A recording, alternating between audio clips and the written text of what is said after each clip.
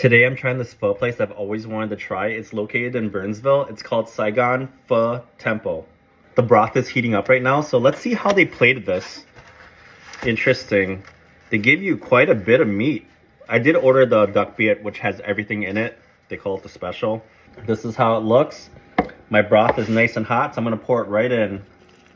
Oh yeah, that's the stuff right there. That's what heaven looks like. So I'm gonna add some bean sprouts. You gotta add all your green onions and cilantro. Very important. You wanna get all those herbs in there, you know? They give you a good amount of Thai basil, which is always a huge win because sometimes they don't give you enough. This has seen better days, but we're throwing it in there anyway. Let's get that fresh squeeze of lime in here. I'm not gonna add the hoisin and sriracha yet. I just wanna taste the broth because the broth is the most important thing about pho. So we're gonna see how it tastes. I'm gonna go in right now. This is where all the pho experts come out, and everyone has their own opinion on things, but it's all about the broth, like I said. And the one thing is Asians do not like a sweet broth. You want the savoriness from the beef bones. That's what makes pho pho, if you know what I mean. It all starts with the bones. You want to be able to taste the spices, the aroma from the herbs. That's just what balances it all out.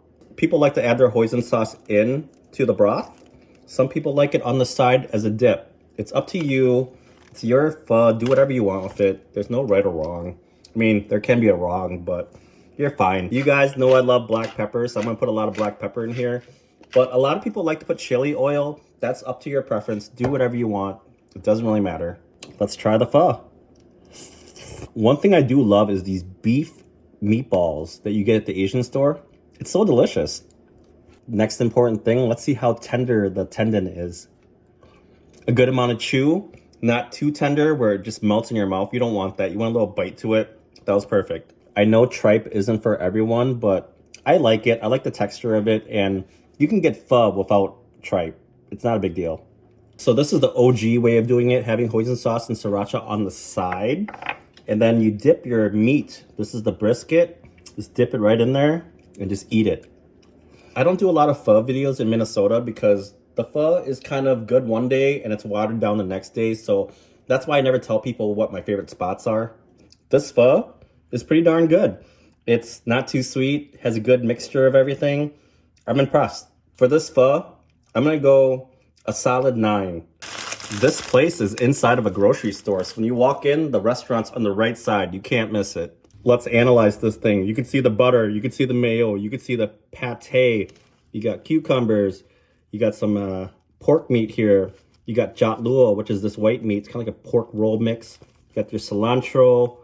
It looks pretty good. This is kind of your classic banh mi where it's like a large French bread. It's hard on the outside and it's airy in the inside. So we're just gonna go right in and taste it.